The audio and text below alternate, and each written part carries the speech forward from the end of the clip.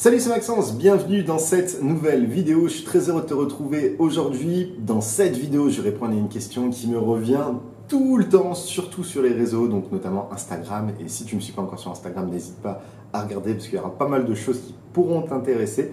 C'est Dubaï. Est-ce qu'il faut investir ou pas? Est-ce que c'est une arnaque ou est-ce que c'est un Eldorado? Est-ce que c'est une opportunité incroyable? Dans cette vidéo, je vais essayer de t'apporter pas mal d'éléments de réflexion. Donc, je ne vais pas forcément prendre parti là-dedans. Je vais éventuellement te faire une conclusion et te donner mon point de vue. Mais pendant l'élaboration des avantages et des inconvénients, c'est vraiment l'idée d'être le plus impartial possible pour voir si ça peut correspondre à ta stratégie ou pas. Donc voilà, c'est une question qui revenait très régulièrement, l'investissement à Dubaï, donc le fait de faire un investissement locatif ou éventuellement le fait d'acheter sa résidence principale et d'y habiter. Voilà, donc c'est une question que je vais aborder maintenant. Comme je te dis, on commence tout de suite avec les avantages, ensuite on voit les inconvénients et pour finir, je ferai une petite conclusion avec mon petit point de vue et qu'est-ce que j'en pense de tout ça. Premier gros avantage, c'est que c'est une ville qui est encore pas chère du mètre carré. Quand tu vois que c'est une capitale mondiale qui est vraiment sous le feu des projecteurs depuis plusieurs mois, plusieurs années, le prix reste quand même relativement accessible, le prix au mètre carré. Si tu te balades sur des sites de petites annonces locales, Dubizzle, Beyrouth ou autres, tu peux voir vraiment que tu peux obtenir des biens qui sont vraiment très intéressants. Par exemple, la maison où je suis actuellement, on est à moins de 15 minutes de partout en voiture, donc des gros pôles, et on est dans une maison avec dans la community, il y a une piscine et ainsi de suite. Et cette maison à l'achat, elle est entre 600 000 et 1 million. Alors pourquoi il y a une variation comme ça dépend vraiment de la proximité avec les communities, ça dépend s'il y a du vis-à-vis ou pas. Donc voilà, le prix peut vraiment varier. Mais c'est vraiment pour donner un ordre d'idée que voilà, pour une villa à en dessous d'1 million, eh ben, on est dans une des capitales mondiales et à moins de 10-15 minutes de tous les centres d'intérêt. Donc c'est vraiment ça qui est intéressant.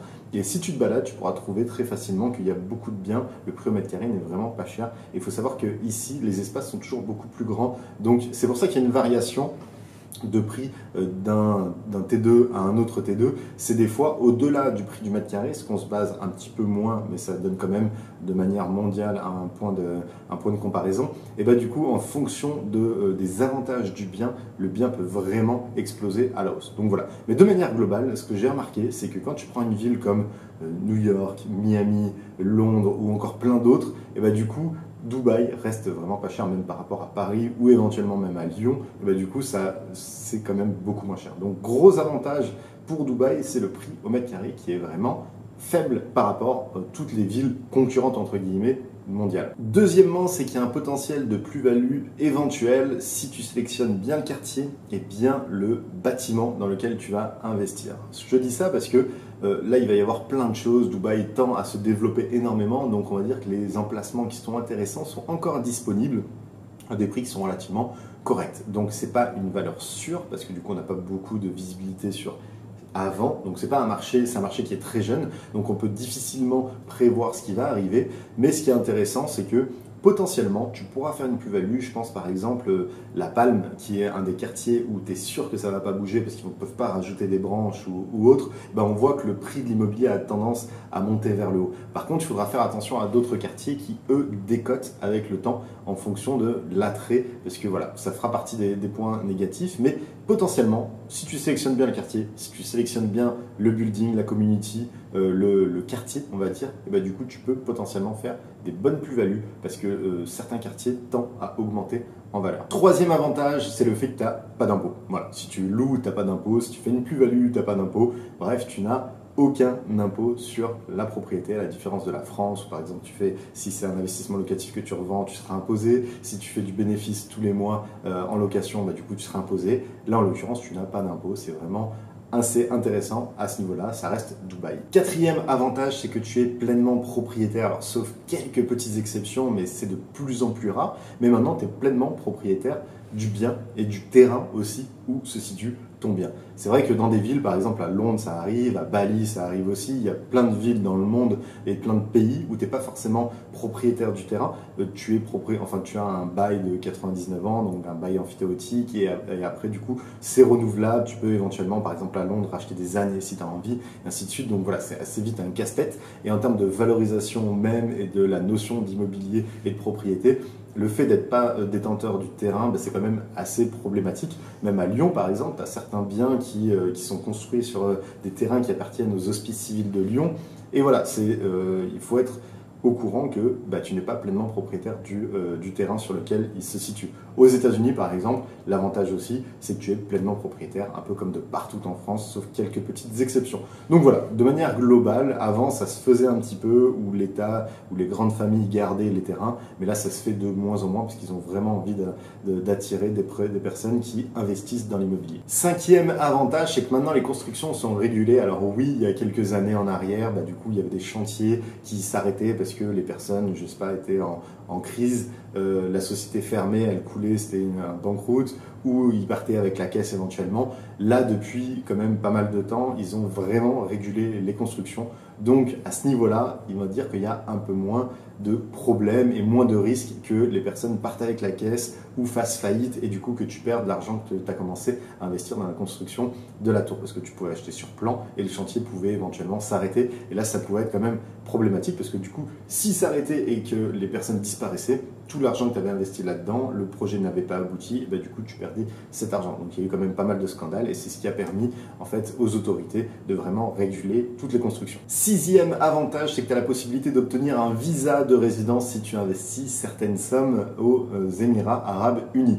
Par exemple, si tu investis 5 millions de dirhams, ce qui fait à peu près 1,2 million d'euros, et du coup, tu peux avoir un visa de résidence sur 5 ans. Alors bien sûr, il y a certaines conditions, par exemple une détention minimum de 3 ans de ce bien immobilier. Tu as aussi le fait que tu dois l'acheter cash et pas à crédit, donc il faut vraiment que tu ramènes des capitaux dans le pays, mais ça peut te donner la possibilité de devenir résident. Donc si tu as envie de t'expatrier éventuellement, du coup, le fait d'investir dans l'immobilier une certaine somme aux Émirats peuvent te permettre de devenir résident.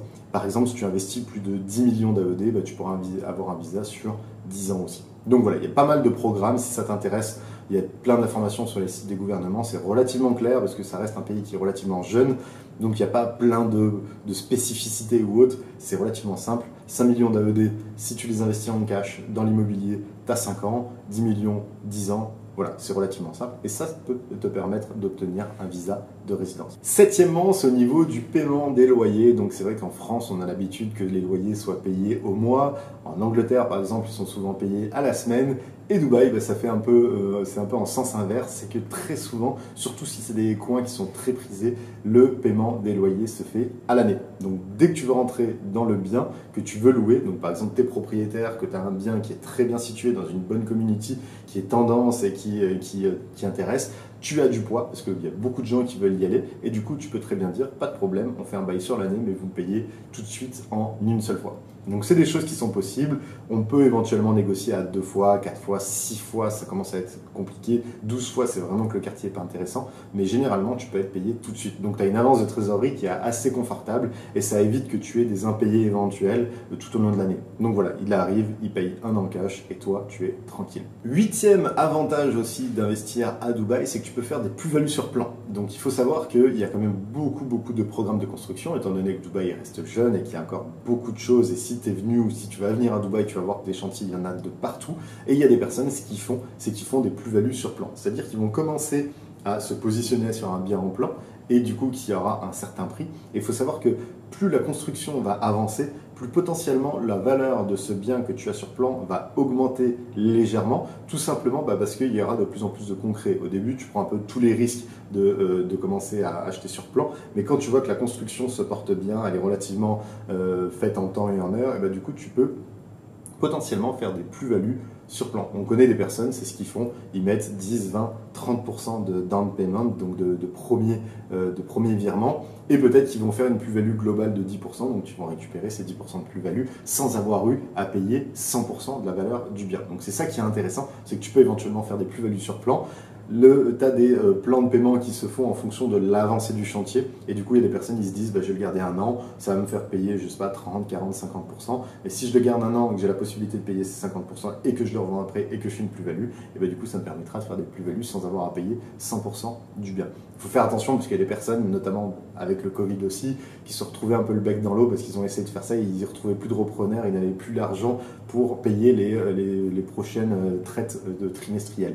Donc voilà, c'est toujours des risques aussi à prendre, mais il y a la possibilité de faire ce genre de choses et très souvent, enfin surtout à l'époque ça se faisait beaucoup, un bien entre le moment où il était commencé, enfin où la première personne l'achetait sur plan et le moment où il était livré, des fois il a été vendu 3, 4, 5 fois aussi et à chaque fois avec des plus-values. Parce qu'à chaque fois le bien, du coup, commençait à grossir, on voyait de plus en plus ce à quoi ça allait ressembler. Donc vraiment intéressant à ce niveau-là, les plus-values sur plan.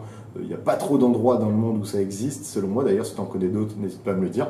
Mais ça reste assez intéressant. 9e avantage, alors on va voir si c'est un avantage ou pas, c'est l'Expo universelle qui arrive très prochainement. Il faut savoir que Dubaï devait l'accueillir en 2020, finalement c'est reporté à 2021 avec la situation sanitaire que tout le monde connaît. Et Dubaï et les Émirats de manière globale misent beaucoup sur une grosse visibilité mondiale et du coup beaucoup de personnes qui vont venir aux Émirats. Et c'est là où tu as une potentielle plus-value qui peut être intéressante. Donc c'est un peu, on va dire, un coup de poker. On va essayer de mettre la lumière et voir si les personnes vont arriver. Mais vu que tu as l'Expo universelle qui va arriver, peut-être que le prix de l'immobilier va augmenter et peut-être que la valorisation de tes biens vont aussi augmenter. C'est un peu un coup de poker. On ne peut pas savoir s'il y aura un réel attrait ou pas à l'issue de cette Expo universelle. Mais selon moi, ça reste quand même un avantage parce que ça reste quand même un bon coup de projecteur. Donc si tu as envie d'investir dans l'immobilier avant l'Expo universelle, du coup, je pense que ça peut être pas mal. 10e avantage, c'est que c'est une ville qui a plein d'ambition, c'est une ville qui est moderne, qui est jeune, qui est futuriste, qui va vite. Et on le voit, par exemple, la nouvelle mode en ce moment, c'est 2040, où ils veulent que, je crois, 30, 40 ou 50% de Dubaï soit une réserve naturelle, qu'ils fassent plus de 400% de plages en plus. Donc, ils sont vraiment dans cette dynamique de développement. Et du coup, ça, c'est vraiment intéressant parce que c'est vraiment ce qui montre l'attrait et l'attractivité de la ville et vraiment le futur de la ville. Tu sais vers quoi va tendre la ville et du coup qui a un réel intérêt et qui veulent augmenter la population énormément. Je ne sais plus par combien ils veulent la multiplier, mais ils veulent vraiment multiplier la population pour qu'il y ait vraiment du monde et que ce soit une réelle grosse capitale mondiale. Donc potentiellement, toujours pareil, tu auras éventuellement un intérêt en termes de plus-value sur tes biens immobiliers. Là, c'est vraiment pas des spéculations, mais c'est vraiment à toi de prendre des risques. Je ne te conseille pas forcément de le faire ou de ne pas le faire, c'est vraiment à toi de prendre certains éléments. Là, c'est les avantages, tout à l'heure on verra les inconvénients. Mais voilà, c'est quelque chose qui est intéressant parce qu'une ville qui est pleine d'ambition, c'est vraiment quelque chose qui fait rêver. Et c'est vrai que depuis qu'on est parti de la France, qu'on voit maintenant la France d'un œil extérieur, on voit qu'il y a de moins en moins d'investisseurs étrangers qui arrivent avec des gros capitaux pour investir en France, simplement parce qu'il n'y a plus forcément cette ambition, plus forcément cette vision, alors qu'on voit par exemple qu'à Dubaï, il y a énormément de projets qui se font, simplement parce que c'est une ville qui est ambitieuse, c'est un pays qui est dynamique et qui a vraiment une vision sur le moyen long terme. Donc vraiment, ça c'est selon moi un bon avantage. 11e point, c'est que le dirham est indexé directement sur le dollar. Et qu'est-ce que ça signifie? Ça veut dire que si demain le dollar monte, le dirham va monter, s'il descend, le dirham va descendre. Et vu que c'est directement indexé sur le dollar, qui est la monnaie universelle, et du coup je trouve qu'il y a une bonne stabilité de cette monnaie-là. A contrario, par exemple, sur des monnaies comme, en ce moment on entend beaucoup Bali par exemple, c'est une roupie, je crois, indonésienne, n'est pas du tout indexée là-dessus. Donc c'est là où la fluctuation peut être beaucoup plus grosse. La monnaie turque par exemple aussi, elle s'est beaucoup dépréciée récemment. Et il y a plein de plus petites monnaies, par exemple en Russie, la monnaie s'est vraiment dépréciée cette année et depuis quelques années aussi. Donc voilà, c'est des risques aussi parce que si tu arrives et que tu investis du dollar, que tu convertis dans une monnaie étrangère et que cette monnaie perd de la valeur, et éventuellement aussi ta villa, du coup dans l'absolu tu auras perdu de l'argent. Donc vraiment le dirham c'est hyper intelligent qu'il est indexé directement sur le dollar. Alors je ne sais pas comment ça a été fait, mais je trouve ça vraiment très intéressant parce que ça donne une bonne stabilité de la monnaie et du coup une faible dépréciation ou du moins beaucoup plus maîtrisée à l'inverse comme d'autres plus petites monnaies dans d'autres plus petits pays. Donc vraiment ça c'est une notion à faire attention, c'est au niveau de la monnaie, c'est parce qu'on parle vraiment de l'immobilier en lui-même. Oui, tu peux peut-être performer sur l'immobilier en lui-même, mais si ton immobilier performe mais que ta monnaie ne performe pas et va à l'inverse et du coup perd en valeur, du coup au final tu n'as pas performé dans l'absolu. Donc vraiment intéressant à ce niveau-là, le fait que le dirham des Émirats Arabes Unis soit indexé. Voilà, si tu as d'autres avantages, n'hésite pas à les mettre en commentaire, on passe tout de suite aux inconvénients. Premier inconvénient, c'est les quartiers tendance bougent très vite. Ce que je veux dire par là, c'est que Dubaï, ils sont très forts pour vendre les projets immobiliers, il n'y a rien à dire, c'est vraiment un anglo-saxonne, les vendeurs, ils sont trop forts, ils t'en mettent vraiment plein la vue. Le truc, c'est que des fois, tu vas payer cher un quartier qui est tendance maintenant, et peut-être que dans 6 mois, 1 an, ou même des fois, quand c'est sorti de terre, parce que les constructions peuvent durer 2, 3, 4 ans, et ben du coup, ça va perdre en attrait au niveau de ce quartier, et du coup, le prix de l'immobilier peut chuter. On a vu beaucoup de fois des quartiers qui ont pris des corrections à partir du moment où il y en avait un autre plus tendance qui est sorti à côté. Par exemple, à la Marina, tu as un nouveau quartier, enfin une nouvelle tour ou nouvelle community qui se construit, qui est trop tendance. Du coup, ceux qui étaient tendance avant à côté le seront moins parce qu'ils ont pris un petit coup de vieux et parce que tu as quelque chose qui est plus récent. Donc voilà, ça c'est quand même quelque chose qui est compliqué. Alors moi, ce que je te conseille, c'est vraiment les quartiers qui ne peuvent pas bouger. Par exemple, la Palme, tu es sûr qu'au niveau de la Palme, ça ne va pas bouger et que la valeur en elle-même, du coup, voilà, la Palme, ça reste la Palme, c'est vraiment hyper intéressant. Tu as d'autres quartiers aussi, bien sûr. Si tu prends Downtown, par exemple, ça se construit encore de partout. La Marina, ça continue encore un peu à se construire aussi au centre même de la Marina. Donc, vraiment, fais attention à ça. C'est qu'un quartier qui peut être tendance maintenant, dans 6 mois, 1 an, 2 ans, 3 ans, ne le sera plus forcément. Et du coup, ton prix peut peut-être éventuellement descendre. Nous, on connaît des personnes qui sont là depuis plusieurs années et que chaque année, elles revoient leur loyer à la baisse parce que c'est un quartier qui est de moins en moins tendance, entre guillemets, qui reste tout à fait très bien, mais que chaque année, ils sont en position de force en tant que locataires et réduire les loyers. Donc vraiment, c'est quelque chose qu'il faut faire attention, selon moi. Et c'est un des premiers inconvénients. Deuxièmement, c'est que c'est une ville qui est jeune. Donc ça peut être un inconvénient, mais aussi un avantage. Là, on va le voir du côté inconvénient, c'est qu'on n'a pas forcément eu de vrai cycle dans l'absolu. Par exemple, nous, on s'intéresse à l'immobilier aux États-Unis, on investit aux États-Unis. Quand je dis nous, c'est avec ma femme et d'autres associés.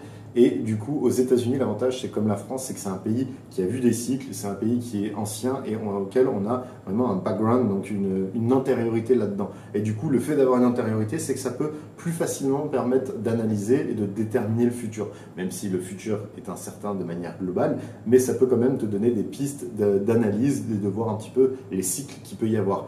A l'inverse, Dubaï est une ville qui est relativement jeune, donc on a très peu de visibilité et très peu de moyens de comparaison par rapport à d'autres. On ne sait pas ce qui peut se passer demain. C'est un coup, ça peut ne plus être à la mode, bref, n'importe quoi. Donc voilà, ça peut être aussi un avantage parce qu'il peut y avoir des bonnes plus-values à se faire parce qu'on est tout au début, mais ça peut aussi être un inconvénient parce qu'on n'a pas vraiment de base concrète sur lesquelles s'appuyer pour voir comment est-ce qu'ils vont tendre. Troisièmement, c'est en fonction de certains quartiers, certaines communities aussi, les rentabilités peuvent décliner. Elles peuvent être faibles et décliner. Typiquement, là, c'est une rentabilité qui est très faible pour l'investisseur, qui est intéressant pour nous, mais pour l'investisseur, c'est vraiment très faible. Et comme je vous le disais, il y a certains quartiers où chaque année, du coup, les locataires peuvent négocier à la baisse. Ce qui fait qu'on vous a promis à l'achat, par exemple, une rentabilité effective. Donc oui, peut-être que la première année et la deuxième année, elle sera tenue, mais il faut savoir que chaque année, du coup, ça peut décliner aussi. À l'inverse, il y en a d'autres où ça augmente aussi, bien sûr.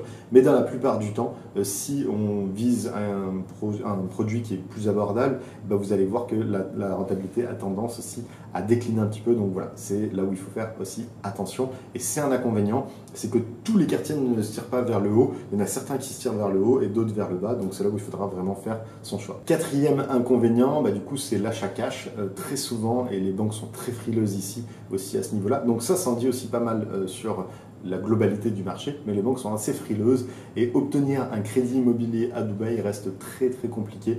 Donc voilà, il faut vraiment prévoir du cash pour pouvoir investir ou avoir de très bons contacts bancaires parce que c'est assez difficile. Après, maintenant, en contrepartie, les constructeurs, ce qu'ils ont fait, c'est qu'ils ont essayé de faire des plans de paiement, d'échelonner ces plans de paiement. Avant, il fallait solder quasiment tout avant la réception du bien une fois qu'il se construisait. Mais maintenant, des fois, pour certains constructeurs, par exemple Damac ou Emar, du coup, il y a des plans de paiement sur 10 ans après la réception du bien. Donc pendant 10 ans, ça vous fait un espèce de crédit sur ces 10 ans-là. Donc les mensualités vont être assez grosses, bien sûr, parce que c'est que sur 10 ans, mais c'est quand même une facilité. Donc voilà, faire attention à ça. L'achat cash est assez de rigueur ici, et l'achat à crédit est très compliqué à Dubaï et aux Émirats, bien sûr. Cinquième inconvénient, qui selon moi est un inconvénient majeur, c'est si vous achetez sur plan, il faut être patient.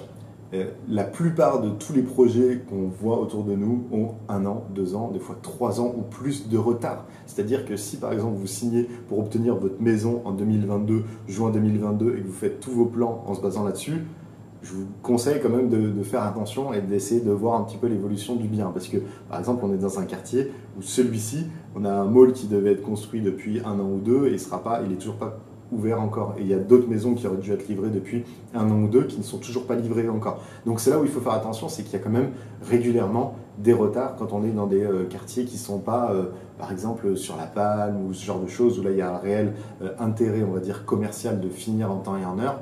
Là on est dans des quartiers, on va dire, pas forcément secondaires, mais où les touristes le voient moins. Et bien du coup, là c'est là où il y a des délais qui peuvent être beaucoup plus longs. Donc il faut être patient.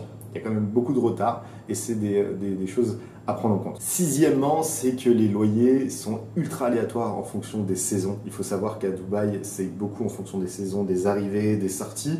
Pour donner un ordre d'idée, cet été, il y avait des maisons qui viennent de se finir pas très loin. Elles étaient, donc ces maisons un peu plus luxueuses, elles étaient entre 8 et 9 000 euros par mois. La Palme, c'était à peu près pareil. On pouvait trouver des maisons avec petite piscine et accès à la plage privée pour 7, 8, 9 000 euros par mois. Et là, je ne sais pas pourquoi, enfin, si, c'est parce qu'il y a quand même beaucoup de personnes qui sont arrivées. Donc, d'un coup, on a fait x2. Donc, ce qui fait que les personnes qui ont loué cet été et les personnes qui veulent louer maintenant vont le louer à complètement un loyer qui est complètement différent. Quand je vous dis x2, c'est vraiment passé à 15 000 euros par mois. Les maisons qui étaient à 7, 8, 9 000 euros par mois sont passées à 15 000 euros par mois. Que ce soit sur le quartier à côté de chez nous ou sur la Palme, par exemple, il y a eu une explosion au niveau des loyers. Donc, c'est là où on peut être éventuellement perdant. Et d'ailleurs, ça fait partie du 7e point, c'est que les loyers, maintenant, une nouvelle loi est passée, ils sont capés pendant 3 ans. Ce qui fait que si vous avez réceptionné la maison dans une période qui était vide, vous avez essayé de le louer, du coup pas cher, et du coup, si la personne, le locataire veut rester, et du coup, votre loyer va être capé pendant 3 ans. Avant, c'était 2 ans, donc en fait, au renouvellement, il n'y avait pas d'augmentation possible à la base après le premier renouvellement. Mais ensuite, au deuxième renouvellement, il y avait une augmentation qui était indexée par rapport à un taux en vigueur que les autorités à Dubaï partagent. Mais là, il faut savoir que maintenant, c'est 3 ans. Donc, c'est un projet. Je ne sais pas si ça aboutit à l'heure actuelle. En fonction de là où vous allez voir la vidéo, ça aura sûrement abouti. Mais ce qui fait que si vous réceptionnez votre maison, par exemple sur plan, vous achetez votre bien dans une période qui est faible, que vous avez vite envie de louer, et du coup, vous pouvez être capé pendant 3 ans. Chose qu'il faut faire aussi attention. Et 8e et dernier inconvénient, c'est que les biens s'abîment très vite. Et en fait, ça c'est flagrant. Si vous venez à Dubaï, que vous faites des visites immobilières, visitez des biens neufs, visitez des biens qui sont exploités depuis 1 an ou des personnes vivent depuis 1 an, 2 ans, et vous allez voir que ça vieillit quand même assez mal et assez vite aussi. Et c'est vraiment fou parce que nous, par exemple, quand on a visité les maisons, on en avait visité une, ça faisait 6 mois qu'elle était occupée, les personnes partaient. Et on s'était dit, mais c'est pas possible, on a l'impression que ça fait 300-400 qu'elle est habitée, parce qu'en fait, tout s'abîme assez vite, il fait chaud, c'est sableux, c'est des matériaux qui ne sont pas forcément d'excellente qualité. Alors après, ça dépend bien sûr de là où vous achetez et tout, mais nous, par exemple, on a affaire à un très gros constructeur qui est un des plus réputés sur Dubaï, et franchement, il y a des choses qui ne sont pas forcément de bonne qualité, et du coup, qui dit que ça s'abîme rapidement, dit qu'il va falloir faire plus de rénovation, changer éventuellement peut-être la clim ou ce genre de choses qu'on utilise très souvent ici, et que les loyers peuvent être un peu moins intéressants. Et nous, on voit, et c'est aussi une des raisons pourquoi les loyers peuvent baisser avec le temps, c'est parce que le bien, s'il se déprécie vite, il y a moins de gens qui ont envie de l'utiliser et ils préfèrent aller dans une résidence qui est un peu plus neuve.